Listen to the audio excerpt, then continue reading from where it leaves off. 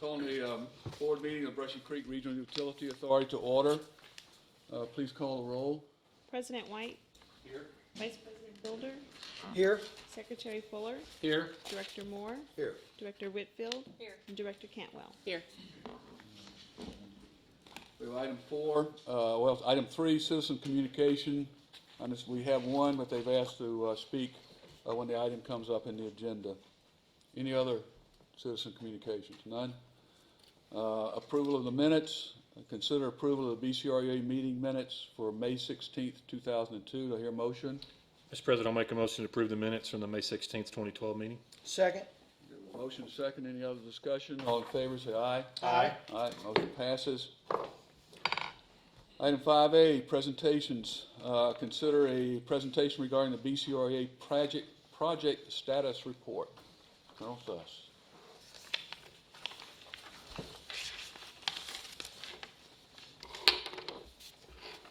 Mr. President, members of the board, staff, tonight is a really joyous occasion. I've got nothing for you but good news.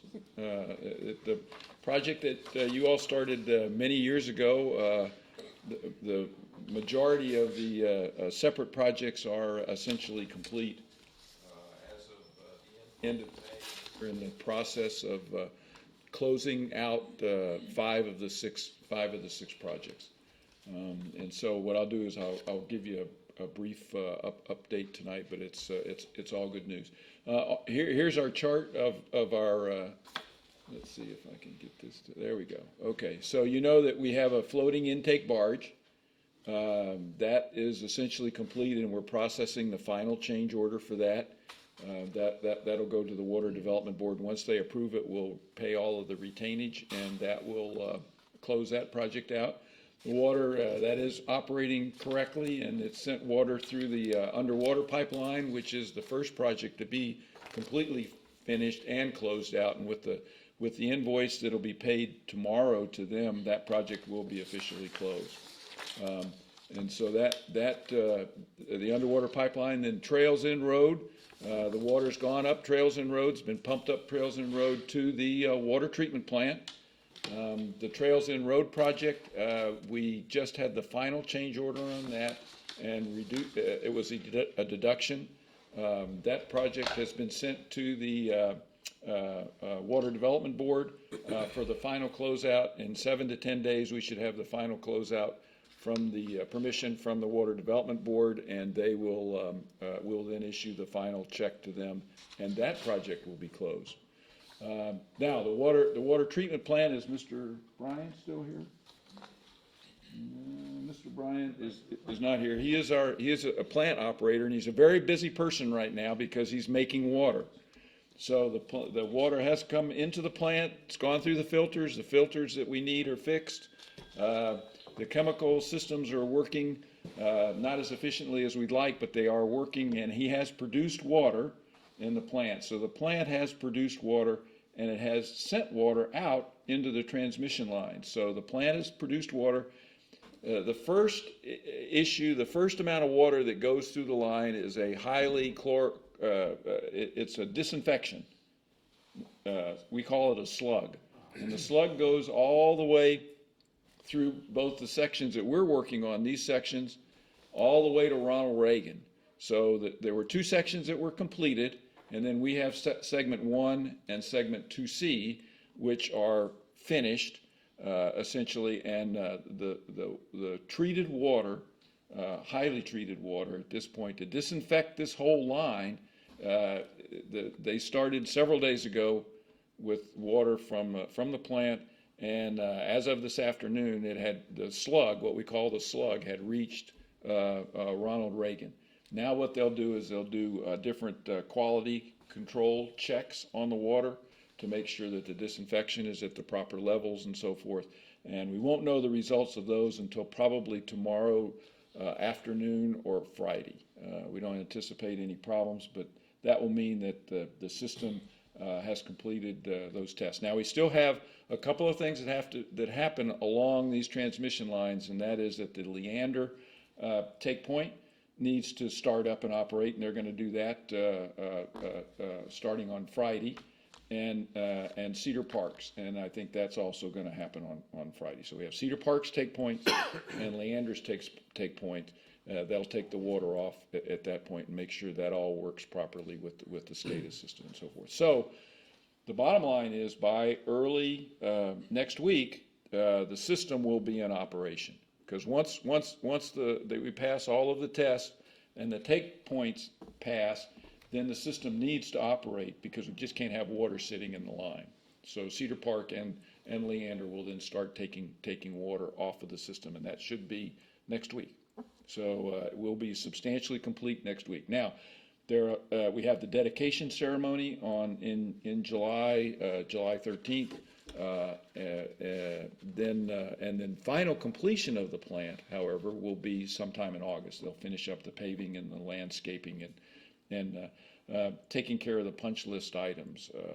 So final. This is not for the plant. Final completion will be in August. Now let me just hit a couple of the highlights here in the normal report that you see. So essentially, we had expected to expend about, we're still at the original price, $171 million. We think the current working estimate is $130 million. Savings will be about $40 million. I think I'm going to be able to squeeze out about another $1.5 million in savings, so that should go up to about 41, maybe $41.5 million. We still have $3 million in contingency, but we still have some issues to take care of it at the plant. We're not going to spend nearly that. I think we'll probably squeeze quite a bit of that contingency out. So that's looking good. To date, we should have been at about $13.2 million in placement. In May they were up to 12 million. But remember, it may look like that we're a little bit behind. We are about a week behind this substantial completion. So actually, when you think about it, 3 years ago, if you'd have said 3 years ago we'll be 5 days late, but $40 million to the good, I think we all would have said that that's good. So yes, we're going to be 5 days late for substantial completion of the system, but we've saved $40 million, and that's over a 3-year period. So that's pretty good. This number here, this red number right here, doesn't include $2.2 million in retainage. So the work has already been done, and so really, if you can put the retainage in as completed work, this would be well above this line of where we wanted to be. Now in our management system, we're still good. We're still below. We want to be below the line on that, and we're still about $12,000 to the good on that. And as I think I've told you before, I'm the only person in the construction office now. All the help has gone back to their offices, so I'm the only person there. The office is starting to wind down in its operation. My last day will be the 10th of August, after we've paid the July invoices. That's been worked out with the city engineers, and we will close the office on the date a year ago when I said it's going to be 10 days longer. I said I'd close it in July. It looks like we're going to close it in August. I'm going to take some vacation in July, so I won't earn vacation, so I won't be around all of July. But we'll come back and then pay the invoices, the remaining outstanding invoices. All right. So here's the floating intake barge. It's complete. The underwater pipeline is complete. The raw water transmission line is complete. The treatment plant is a few days behind schedule, but it's next week. It should be substantially complete, and the system is working. It is producing water now. The treated water transmission line segment 2C, it's substantially complete, but they have to do a little bit more work to get to the final completion. The ones that are in gold up here, these are being processed now for the final change order and the final closeout documents, and they'll be closed out by the end of July. they'll be closed out, including, I'm pretty sure, the segment 2C will be closed out by then also. There are no issues with. Let me go back up. Let me see. Let me get this thing to work right here. We're always interested in. We have no claims. There are no outstanding claims. All right, change orders. We've had 34 change orders for just under $1 million. 34 change orders, so that's 0.8%. Normally on a project this size, you'll run between 7 and 10% in change orders. So we have 0.8 on this. 68% of those change orders of that was an owner requested change for the SCADA system. So we spent $714,000 on the SCADA system, which is part of that $1 million. So 68% of the changes were owner requested to have that state-of-the-art SCADA system. That's unheard of in our world. Mike, can you just real quick, because I know we've talked about it in spots over the past few months, but just a real quick elevator description, a couple of bullet points on the SCADA system, and what, because I think that's an important. I mean, that's the bulk of the change orders, but it's an important, very important change. Essentially, in a nutshell, that we went from an older, less secure. Secure. That's the word. Less secure, less I want to say reliable system to a higher technology radio system that's more secure and more reliable. That in a nutshell is what it all boils down to. Well, that's a good word. The secure word is a good word to keep in mind and a good philosophy to have in the world that we live in. So that's good. And it's set up so that all three cities can see what is going on at the plant. They can't all operate the plant, but there's a common operating what's picture. going on. And that's really important for their operators, because the plant operators, our plant operators, BCRU plant operators, have to coordinate all of their activities depending on the demand from each of the three cities. So they've really got to be able to communicate with each other so that they can produce the right amount of water to meet the demand, or slow the system down or speed it up and so forth. So you've really got three different demand modes out there that they've got to that we have to accommodate. Common operating picture and better security. Right. Right. Yes, sir. Roger that. Yes, sir. And oh, by the way, remember that we knew when we went into this that we were going to have a substantial change order for the SCADA system, because it hadn't been completely designed and completely. So this wasn't like this was a big surprise. We had money set aside for that, and so we knew we were going to have that change order. There's been no real big surprises in our standards or our metrics of grading the management of the program. Everything is in where we want it to be. With respect to contracts, there are really no issues with any of the 26 major contracts that we have. As I said, there are no claims. There are no outstanding issues. Everything seems to be coming in. With the construction phase services, design engineers, there's sufficient funds left in their original budgets or original contracts to handle all of the warranty work that may come up over the next 1 to 2 years, depending on what the warranty is for a specific item. So there's plenty of money there. I think that's it. This of course would not have happened if we did not have good design engineers. All of the firms, you're going to get to see them all at the dedication ceremony, because they'll all be there. But just for me to keep this brief, the design engineers have done a great job. I think you can see by the number of change orders how wonderful the designs have been and how cooperative they've been in fixing any of the issues that we've had that have come up. You can't have a project of this size without having things come up.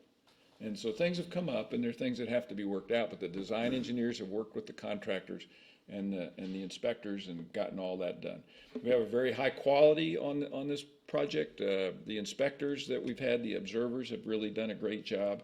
the design engineers, and of course the contractors. The contractors have all performed, and I think you know that S.J. Lewis performed in a pretty difficult environment for about 18 months. That was a very difficult environment. But if you go down and if you look at Trails End Road today, when we took it over, I think you'll notice that it is really a nice looking road with a lot of trees along it and landscaping, and the road is actually safer and better, and the drainage has actually been improved. So although that was somewhat of a hostile environment for about 18 months, you know, S.J. Lewis really did a good job in bringing that. The bottom line, Mike, it needs to be said again, and I think we said it last year, is that Trails End Road, we left it better than we found it. That's correct. And we really did. And of course, the city engineers have been very supportive and have helped all along the way to make it easier to get these things done, and to help us administratively and from an engineering perspective to get everything just to have everything go smoothly and not delay anything. I've been able to get change orders approved and in a proper manner so that they can get implemented. Everybody has just been over backwards to be helpful on the project, and have really contributed a great deal of technical expertise as we went through this. And so the city engineers really helped up. I don't want to leave out the finance and accounting people, because we've had to pay, you know, $130 million worth of invoices, and there's only been, of 26 contracts that we pay every month for 3 years, there's only been 1 or 2 that weren't paid within the state allotted time of paying the invoice. So the people who did the work got paid on time. That's another reason I think why this project has gone so well, because the people who were doing the work were getting paid on time when we said we would pay them. And of course, a lot of that goes to the finance and accounting folks that did all that work. So I know I've probably left someone out, and I apologize for that, but it's been a real team effort. And thanks to you all for your support. And when we bring a big change order to you, you've asked the right questions, and we've gotten those taken care of and so forth. And we're going to be finished in the next couple of weeks, except for the plant. Plant's got till August, but it's producing water now. And by next week, Cedar Park and Leander will be taking water. Mike, I think you've covered the waterfront, except for perhaps the tremendous leadership from the board. No, I think I mentioned that. Yes, sir, I did. Yes, sir, I did. Yes, sir, I did. No, it's been a great project, but starting with the operating committee and the general manager and our choice and project manager, it's been a wonderful project. So thank you for your contribution. Thank you. Thank you. I just think back to, I've been on this board for almost 4 years, and we're going to get to talk more a lot about this next month when we dedicate it, but I just want to make sure, Mike, you understand how important that you have been to this, and you continue to serve, by the way. And I'm a Texas Army National Guardsman. You're a Texas State Guardsman. So your military experience, your significant and substantial experience with the San Antonio water system, and a variety of endeavors that you've done in terms of water projects. You've been a city manager. You've brought so many strengths in coordinating and bringing all this together. So, Colonel, thank you for everything that you've done to get us here. And Mr. President, I'd like to echo your comments about the board, because it used to be a board of 3. In the context of the Open Meetings Act, if you have 3 board members, 2 is a quorum. So while we've been doing phase 1 and doing a project, we've improved the governmental function of this body, and now there's 6 of us up here, and we're still one city, one vote. We figured out how to make that work, and it's important that we be able to talk to each other as elected officials as we move forward about this. And I know we've got a future agenda item to talk about phase 2, but it's the staffs on the operating committee and how well that you all have come together on the engineering side and the finance on the finance side, and I'm very, very proud of that aspect of it. And this hasn't always been easy. It's never easy when 3 cities with their own vision about what their destiny should be come together, and we're all three in Williamson County, but we're all different, and that's good. But we've come together and we worked very well for something that we all need. And so this is a project that's going to provide water to our three cities ultimately. And so water for 200,000 people is the way that I've always looked at this. But it's been a tremendous team effort. So it's a pleasure to serve with you guys as we complete phase one and continue our conversation about phase two. But thank you to all our staff members and that sit out there, Sam, Mike, and everybody, Wayne. You guys have worked very, very well together, which has allowed us to work very well together as well. Any other comments about the presentation? Thank you, Colonel Suss, for everything. Yes, sir. Thank you. Thank you. That leads us to item 5B, consider presentation regarding the Phase 2 Environmental Assessment and Engineering Report. This presentation will be made by Drew Harden, Jacobs Engineering, and I just want to say that Drew and his team and HDR and ACI Consulting have pretty much worked, given full attention to this since January, to the Environmental Assessment and Engineering Report, so looking forward to this presentation. I think it's safe to say too, Chris, that they've given full attention to this for about 5 years. True. Well said. Yeah, President White and directors, I'm pleased to be here tonight to let you know we have reached another milestone in the phase 2 deep water intake system, an equally large project as phase 1, and so tonight I've put this milestone on the table for you guys to see as we're taking this and putting it into 16 pages tonight. So there very well could be plenty of questions when I get done, because it's going to be a summary of that. And I'd be remiss if I didn't mention this is certainly a team effort in putting this environmental assessment and engineering feasibility report together. I want to mention a few of our major partners, HDR being one of them. Aaron Archer with HDR is here, and they've been from day one. We've been partners in this project. They did the phase 1 floating intake on this project. They're over the pump station, and also did the hydrogeology and geology work associated with this. Two others I want to mention: ACI Consulting. Robin Lane is here with ACI, and they've handled all the biological assessment and the archaeological and cultural, and they're handling the permitting, which we're about to head full bore into. And then Barry Allison is not here tonight, but is playing a critical role in that as well.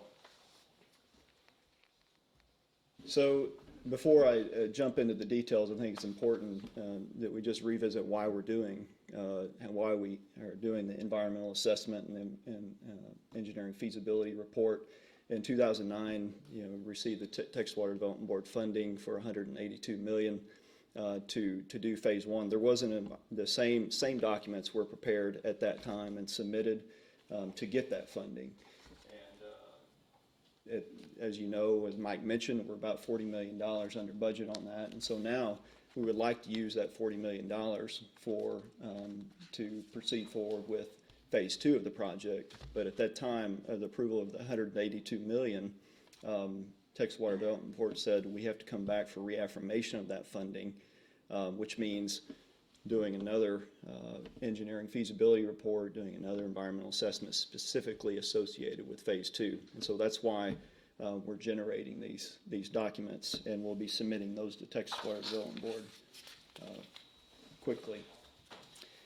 Texas Water Development Board has clear guidelines on what is to be contained in an environmental assessment.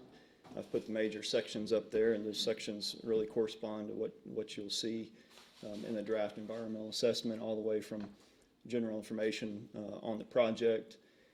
You can see the alternatives analysis, a very important part of how, and that's about, this has been 3 or 4 years in the making, this alternatives analysis that we've done, and I'll touch on that.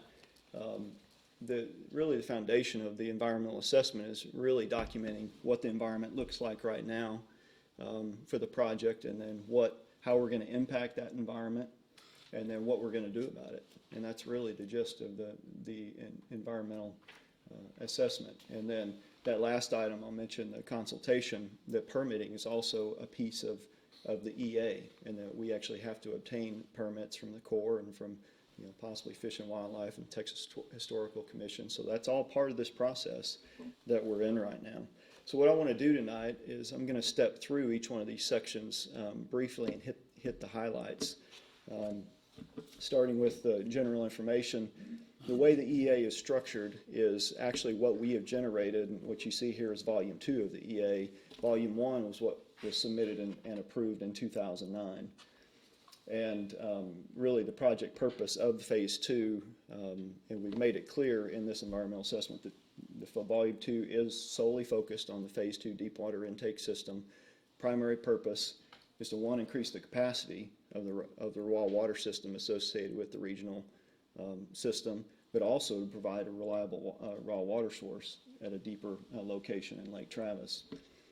And this EA does revolve around one preferred alternative, and that is alternative 4.2, which is the pump station at Site 4, and then a tunneled pipeline.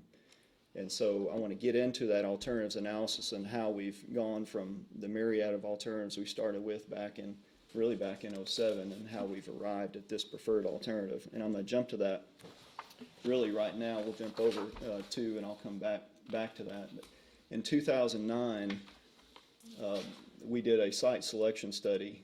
We actually submitted a site selection study that where we looked at 42 options for the location and the type of intake for the deep water intake system. And the recommendation from that selection study, as you know, was a very detailed analysis. We had over 50 evaluation criteria or measures revolved around 4 major goals that we were looking for an alternative that provided the best balance of least cost, least environmental impact, least community impact, and least project risk. And so the recommendation was a consolidated shaft intake at Site 4. Following that study, we embarked on really diving in more detail on Site 4 to verify the feasibility of the pump station, but more importantly, to look at how we were going to construct the pipeline, because the pipeline has the potential to have major impacts in the area. And so we looked at 7 additional alternatives at that time, 4 being associated with the pump station at Site 4. We looked at 4 different pipeline alternatives, and then we also looked at 3 remote pump station alternatives. And you can see on the map here that the 7 we looked at originally pump station sites are in the Valente area. Site 4 is preferred, coming out of the site selection study, and then we added the remote pump stations 8, 9, and 10 to the evaluation, with all of those options having a tunneled pipeline. And I think it's important to remind ourselves and the public as well that inside of Site 9 in 2009 or 10, at the behest of Senator Kirk Watson, who was not our state senator, he does represent a piece of our, and I say our, the Cedar Park extraterritorial jurisdiction. We looked even harder at Site 9. That's right. At his behest. And so I think it's, inside of this analysis, the overall broader analysis, I think we reacted with agility and listened, to folks out there and looked harder at Site 9. And so we did that, and you did that, Drew. So that's right. That's an even deeper level of analysis as well. So. Yeah, and that's a great point, because this analysis, the due diligence analysis, has basically spanned a period of almost 3 years. And so to be able to stand up here and give a summary and say we selected an alternative because of this and that, which I'll get into, it doesn't really do it justice, because there's so much behind the scenes. But what I did want to do is summarize tonight kind of how we did step through in selecting the preferred alternative. And again, it happened a period over 3 years. A lot of these alternatives were presented to you as the board, and decisions were made at that time that of why we're not going with the selected alternative. And so you can see in this matrix, and I'll kind of step through this, You can see the 4 alternatives at Site 4, and then the 3 remote pump station alternatives that actually get the pump station outside Valente. It's important to note that for those remote pump station alternatives, that even though they get the pump station outside of Valente, you still have a maintenance building on Site 4. So there's no alternative up here that gets the intake or the or facility totally out of Valente. And so it was in 2010, as we stepped through the due diligence process, that we ruled out 3 of these alternatives, pretty early on. 4.3, which is it's the pump station at Site 4. It's a combination of both open cut and tunneling of the pipeline, and at that time we just didn't really feel like there was much advantage of open cutting just a small portion of that, and it still was a substantial cost greater than the low cost option of 4.1. 4.4 was actually a pipeline on the bottom of the lake that we looked at, and not only did that not work it was a higher cost option, but it also had a high impact to both the community and project risk because it cuts people off from their lakefront property during drought conditions. And then alternative 9, we did look at in great detail. That has the pump station located near the Sandy Creek plant along Trails End Road. And as you can see there, the cost of that, because of the additional tunneling link to get to that location, is significantly more than the low-cost option 4.1, about almost $20 million more. And so it was eliminated at that time because of cost. And so that leaves four alternatives, basically 2 alternatives at Site 4 and 2 remote pump station alternatives. When we met last time in October, presentation was given, we went through those 4 alternatives. 8 having a remote pump station located near the Cedar Park water plant. Actually, both 8 and 10 are located near the Cedar Park water plant. And those options were eliminated not only because of the additional cost, but primarily because they're located on park property and would require a Chapter 26 hearing per Texas Parks and Wildlife rules, which could potentially stop the project. Which involved Travis County and the LCRA. Exactly right. And so we ended up, when we left last time in October, the recommendation was the pump station would be located on Site 4, and so that left us really with 2 options, 4.1 and 4.2, which is a tunneled pipeline option and an open cut option. And you can see from the matrix that from a cost standpoint, 4.1 looks more appealing, but it has a much higher community impact. And then on 4.2, it gives you an advantage because you are tunneling. For both the project risk and the environmental impact are lessened, but it comes and your community impact, more importantly, is lessened, but it comes at a cost. And so I did want to touch on kind of the pros and cons of each one of these alternatives and how we arrive at a recommendation for alternative 4.2. As you can see on the left, 4.1, again, just to reiterate, least expensive at $155 million. Had a greater community impact along Lime Creek Road. You're you're in proximity to people's homes. There's noise closer to homes. You've got traffic along Lime Creek Road that you're going to deal with. You've got walls and septic that you have to accommodate. The environmental impact is greater as well, obviously, because you've got more surface impact. You're in golden cheek warbler habitat, which we do feel like can be mitigated.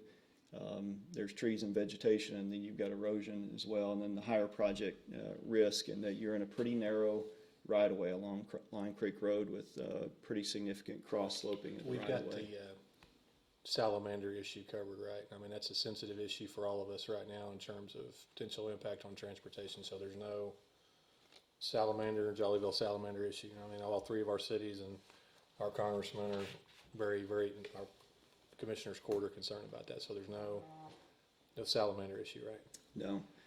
And Rob, I asked that half facetiously, but also very, very seriously too. I can shake my head, and you can be about 80% sure, but if she shakes her head, then you Okay. can be 100%. No Jollyville salamander. Okay, good. Yes, sir.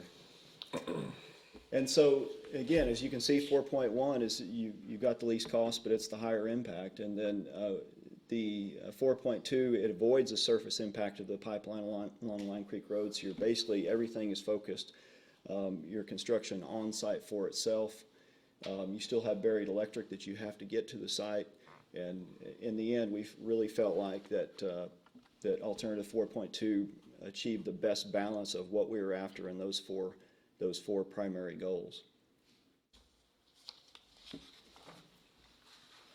And so as we look at the other sections of the environmental assessment, basically the environmental background and then the impacts and mitigation, again, everything revolves around that recommended alternative 4.2. And you can see, I'm not going to go through every one of these, but you can see all the different elements that we looked at in really two major buckets: the natural environment, dealing with your geology and hydrogeology, your floodplains and wetlands, and you can see the historical and archaeological resources, to your social and economic background and impacts as well. You can see some of the things we looked at there. What I've done, I know there's interest in what City of Austin has done to mitigate some of these on both the natural environment and social economic, so I've picked a few that we've heard people are most concerned about and that we're going to have to make sure that we deal with, and to give you an idea of what those impacts could be and what the mitigation plan is. The rest of these are these items we feel are there's fairly minimal impact as we look at them. So I'd like to go into a few of these, the ones highlighted in detail, starting with the hydrogeology. Actually, in the hydrogeology, it's good news on this project. We took three soil borings on Site 4. We're in the Glen Rose Formation. If you're going to tunnel, if you're going to dig a 200-foot deep shaft, this is the formation you really want to do it in. It's really low bulk permeability, and so there's really low to moderate water storage capability, and so it's not like the Edwards in that you expect you're going to be in a high water table situation. Now that doesn't mean that we're not going to have to evaluate this closely, because there are wells in the area. We feel like there will be minimum seepage and into the tunnel and into the shaft. We definitely need to do additional work on the geotechnical side. Again, we've got one small part, and we need to get additional data along the pipeline alignment as we get into preliminary engineering to really determine specifically along the tunnel alignment what is going to occur groundwater wise. We want to make sure that we monitor wells closely. They're in close proximity to the tunnel, and there will be, every resident out there has a well, and we've located this tunnel in a way, and we'll continue to make adjustments to minimize the potential impact to those wells. And so there will be significant evaluation that need to be done as we look at how the groundwater is going to respond and where the groundwater is located, and then what the potential impacts to the wells are going to be. But the overall message is we're in a very tight aquifer, and really low porosity, and so you've got a tight rock. We know that from several different sources. We did geotechnical borings at Site 4. It proved that. We know that we've done background research on the aquifer in general, and then probably most importantly in Water Plant 4, they are in the same formation for their raw water intake. We've coordinated with them very closely and talked to them extensively, and so far is their result. They've seen very little seepage into their tunnel, into their shaft from the Glen Rose Formation itself. And so we've got some pretty good sources right now that everything is looking good for this formation. The second thing that I wanted to highlight tonight was the traffic. And I know we talked about this back in October. It was a concern. We did a traffic impact analysis as part of the EA and the EFR to make sure we understood what the existing traffic looks like. And I'll just kind of step through this table. You can see we put traffic tubes out for several days on Line Creek Road. We have TxDOT data on FM 2769 we used. You can see the traffic counts are really pretty low. especially on Lime Creek Road, about 176 vehicles per day. FM 2769 is a little bit heavier traveled road. We calculated the truck trips, the total truck trips that would occur during construction of this project. That includes bringing materials in, hauling spoils out, bringing equipment in, workers, and it's a total of about over 17,000 truck trips for the entire 2-year period. But you average that over the 2 years, and it comes out to about an average of over 30 vehicles per day. It's going to peak, it's going to ebb and flow during construction, so it'll peak up to, we estimate, somewhere in the 50s. 50 vehicle per day range. And so you can see that we're adding, if they go Lime Creek Road, that we're adding about 20 to 25% traffic to that road. So from a capacity standpoint, you look at the capacity of the roadway is over 10,000 vehicles per day. So we're not bumping up against the capacity at all. But I won't pretend to say that when trucks get on that road that the vehicle speed doesn't slow down some. And so we certainly believe there could be some reduction in traveling speeds along Lime Creek Road or FM 2769. We think there's going to be some increased wear on the roadways. Okay, we've seen that on Water Plant 4. We don't have the number of truck trips they have, but we are going to have, it's still a significant amount of truck trips. And so to mitigate that, it'll be important in the contract documents that we establish a construction routing and hauling plan through the neighborhood along as well as Lime Creek Road and 2769. We will, just like we did on Trails End Road and really all the other projects, we're going to specify construction work time. So even though they may be tunneling 24 hours a day, there's not going to be trucks going in and out of the neighborhood up and down Lime Creek Road at all hours of the day. So that's pretty standard operating procedure. And then there'll need to be some maintenance of the roadways and the subdivision roads as well as Lime Creek Road and 2769.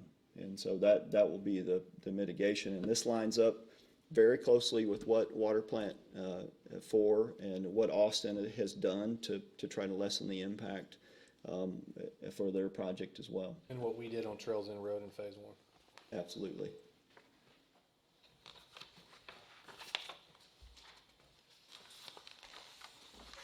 And then I'm not going to dwell on this, but to show you a quick graph, what this gives you just kind of a graphical representation of what I mentioned, that you can see the blue is the existing cars, like here's a graph for Lime Creek Road.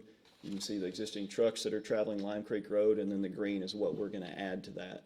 And if we put the capacity of the roadway on there at 10,000, I mean, these would be tiny little lines. And on the land use, I know land use is a concern. It's been voiced as a concern. The pump station is located in R1 residential zoning within the village of Valenti. In their zoning ordinance right now, there's a conditional use for pumping plants allowed within R1 residential, and so we'll need to pursue that approval from Valenti prior to construction. And then as well, land use as well around the intake will be modified in that right now it's used for water storage and recreation, and we will have I think we've mentioned to you before, a 200-foot restricted zone around the intake in Lake Travis. Now, the thing that we have already been able to do is on the southeast side is we've gotten approval from TCEQ to minimize that or reduce that down to 100 to minimize the impact. So that will reduce impact to the Gross's lakefront usage in that area.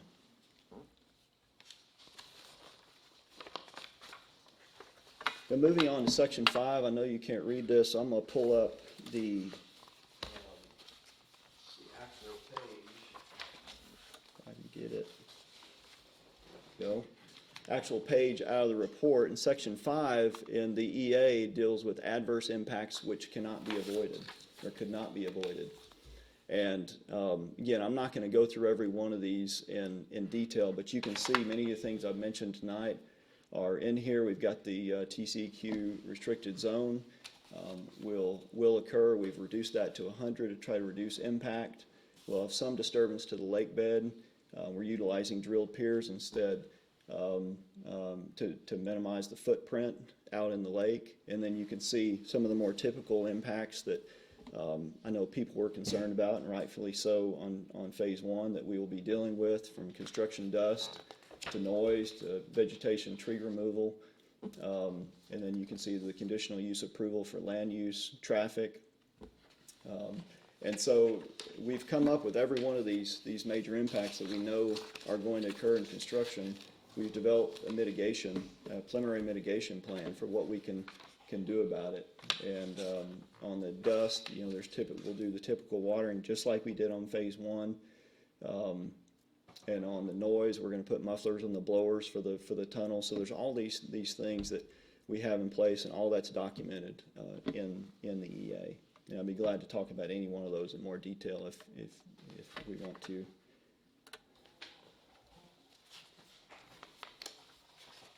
And then lastly, I want to talk about consultation. This is a very critical part of the EA, and this is basically where we consult with both the regulatory agencies and document that consultation as well as the public. And the regulatory agencies, you can see the list there.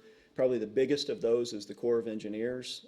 As a matter of fact, Chris signed a PCN application for a nationwide 12 application today that will go to the Corps. And so Robin's going to mail that in the morning, and so that will be happening. They will be reviewing that concurrently when we submit this to the Texas Water Development Board. So the goal, when I'll talk about the schedule in a minute, is to get the permit back and Texas Water Development Board comments back basically at the same time, and so we can go to the Texas Water Development Board, the board in October. And then the public coordination is another element.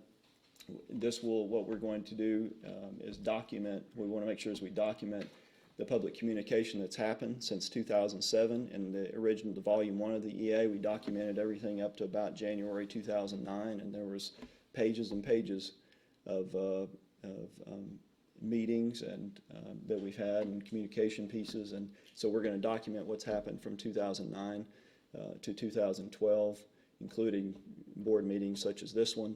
We've got city council meetings that will do this presentation to each of the city councils here in the next month. And then the plan is in July and August that we will do an update with Valente on these findings as well, to kind of close the loop on everything that we've looked at in the past 5 years and how we've arrived at the recommended solution. So looking forward on the project schedule, the draft EA and engineering feasibility report is scheduled to go to Texas Water Development Board next week. They will review in July and August. At the same time, as I mentioned, we'll have the permit applications into the regulatory agencies.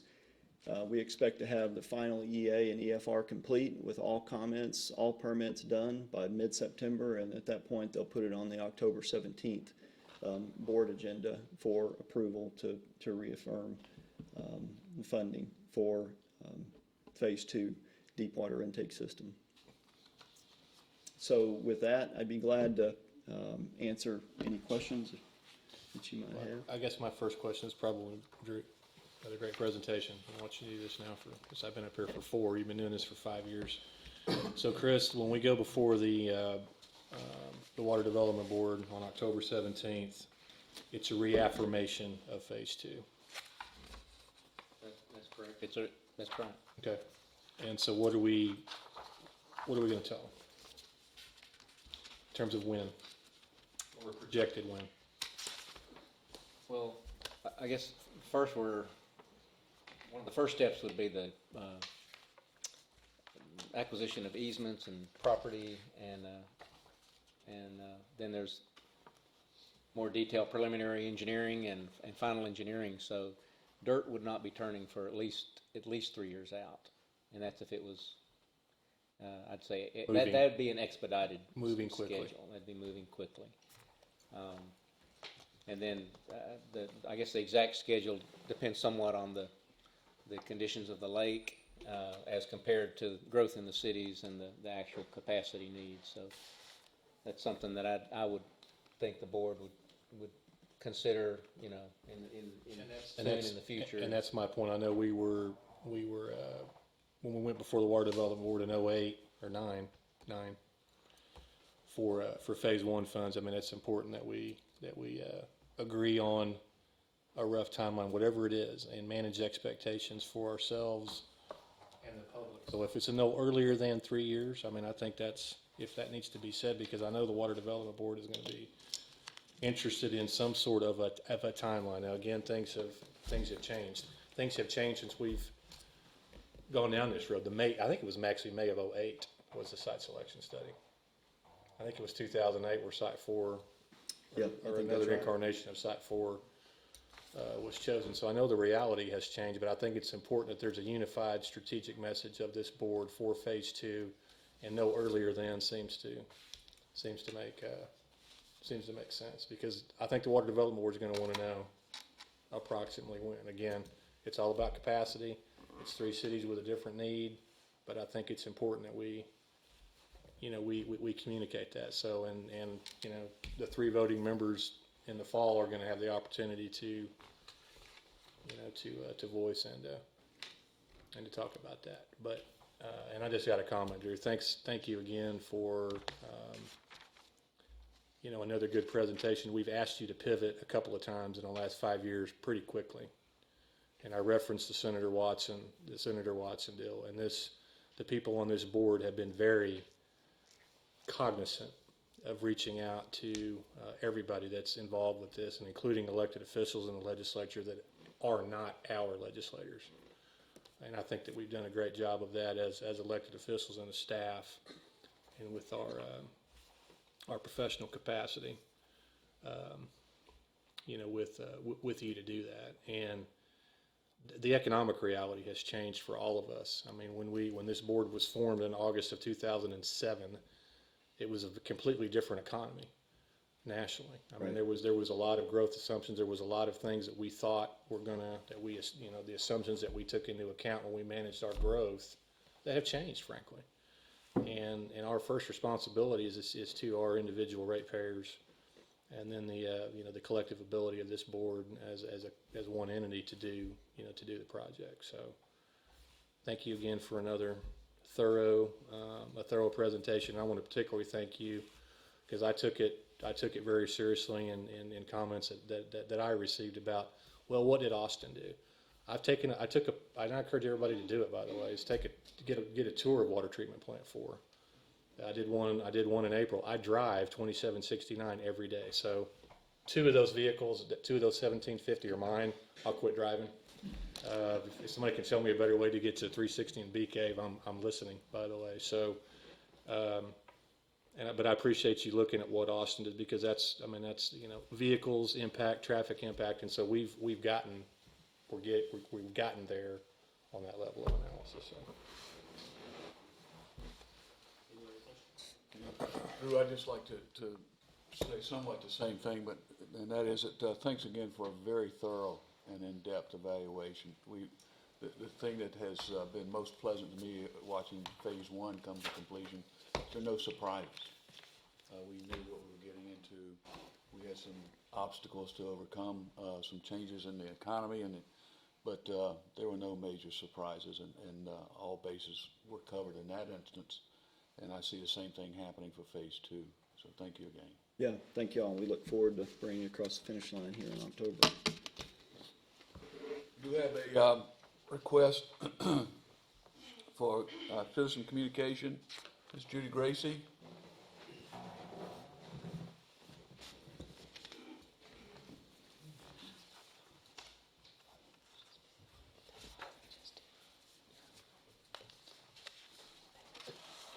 I know I don't have to remind you about the 3-minute time. Yeah, well, obviously my talk has changed, so I'll try and work this. Good evening. Last October, the BCRUA stated their intention to pursue the alternative with the highest impact on Valente. At that time, it was open trenching the pipeline. Now you're tunneling. Tunneling, all the pipe comes to the pump station. So all of that pump will travel the construction route. So that is still a major issue for us. So going back to this, the option puts the deep water intake, pump station, and the pipeline in an established residential neighborhood within the village of Valente's municipal boundaries. This is a tremendous construction project in the back of a neighborhood. We don't have to envision this construction. Right now, we can see it with the current construction of the City of Austin Water Treatment Plant number 4's intake facilities. But the City of Austin is constructing the intake from the water. There's a staging site that's across the lake. The pump station and construction traffic is not in a neighborhood. Go see the sites. Go see the intake below the Oasis.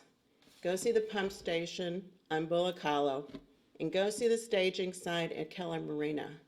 And then you put all those sites together, and you're going to construct that on a neighborhood lot in the back of a neighborhood with all the construction going in, around the back, and back out. And then down Lime Creek Road. So, but anyway, the BCRUA does not have Valente's consent to construct any part of their project within Valente. Valente will legally challenge any plan that unnecessarily impacts Valente's residents or does not comply with Valente's zoning and other ordinances. The BCRUA has a best value alternative with the lowest impact and maximizes the BCRUA's ability to construct their facilities on time and without legal challenges. This alternative locates the intake near the LCRA Steins Island and the pump station on Leander-owned property next to their existing treatment plant and tunnels the pipeline under the lake, pipeline under the lake bed. Following the BCRUA's announcement in October, which occurred without any advance notification to Valente, Valente hired special counsel to defend our municipal rights. Although the BCRUA continues to pursue residential sites within Valente, we remain hopeful they will ultimately choose their best value alternative for Phase 2. Valente has no objection to the alternative that locates the intake outside a residential neighborhood and utilizes Leander-owned property. This best value alternative would allow the BCR cities to construct their facilities on time within a well-defined and reasonable budget and without legal challenges. Thank you. Thank you. That leads us to item 6A, a resolution concerning the authorizing, yes.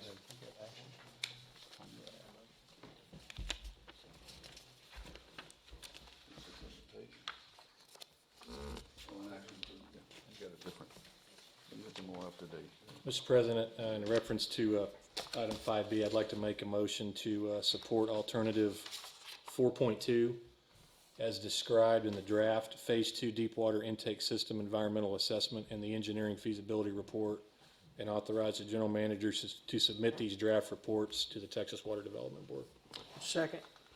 A motion is second. Any other discussion? All in favor, say aye. Aye. Opposed? Motion carries. Thank you. I was reading off an earlier copy of the agenda. Thank you for, let me borrow this again. 6A, consider a resolution authorizing the president to execute an interlocal agreement with the city of Leander, allowing the BCRUA to participate in the city's depository and banking services contract with the Bank of America, N.A.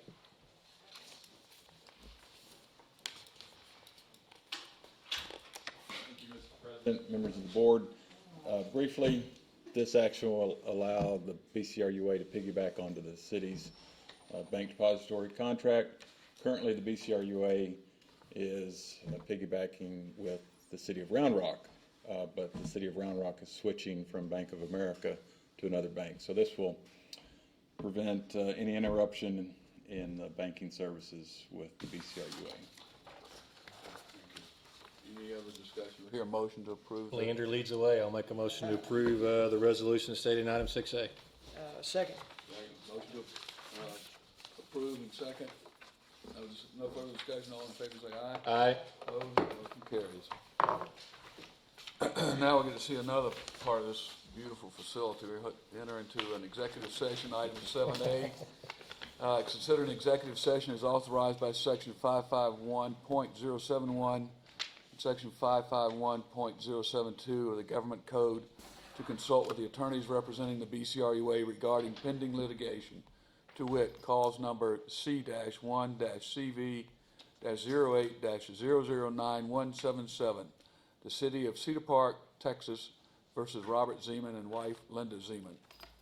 Will you lead the way? Okay. Right behind.